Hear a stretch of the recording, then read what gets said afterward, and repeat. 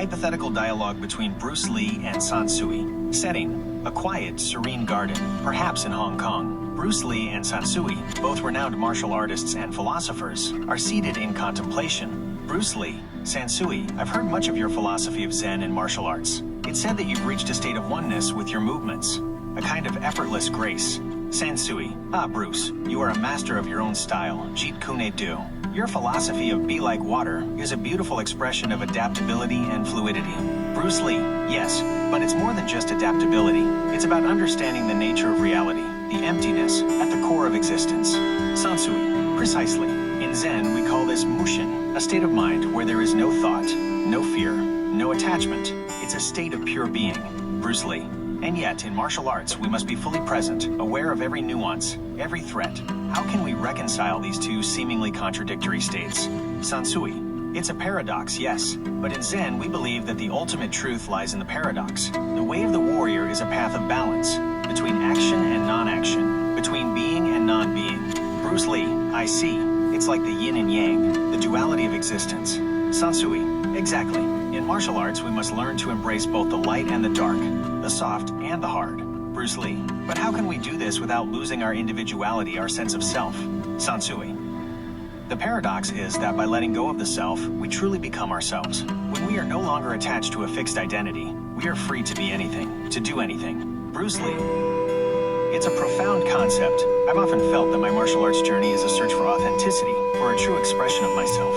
Sansui: and in that search, you have found a path that is uniquely yours. That is the essence of the martial arts, to discover one's own way. Bruce Lee: thank you, Sansui. Your words have given me much to think about. Bruce Lee: Sansui, I've been pondering your concept of mushin. It seems to imply a complete emptiness of mind, a state of non-being. How can we reconcile this with the active, engaged mind required for martial arts? Sansui: Bruce, you raise a good point. The paradox is that it is precisely through this emptiness that we can achieve true mastery. When the mind is free from thought, it is open to the infinite possibilities of the moment. Bruce Lee: but isn't there a danger of losing one's sense of self, of becoming passive and indifferent? Sansui: the self is an illusion, Bruce. It is a construct of the mind, a boundary that limits our perception. When we let go of this illusion, we are free to experience the world in its entirety. Bruce Lee: I understand the concept, but it's difficult to put into practice. The mind is a restless thing, always seeking something to hold on to. Sansui: that's true, but with practice, it is possible to train the mind to quiet itself, to become a blank slate, ready to be written upon by the present moment. Bruce Lee: and what about the concept of wu wei, effortless action? How does this relate to the idea of a blank mind? Sansui: wu wei is a state of action that is not forced or contrived. It is a natural expression of the universe. When the mind is empty, it is in alignment with the Tao, the natural flow of things.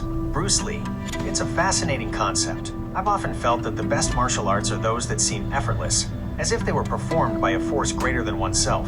Sansui: precisely.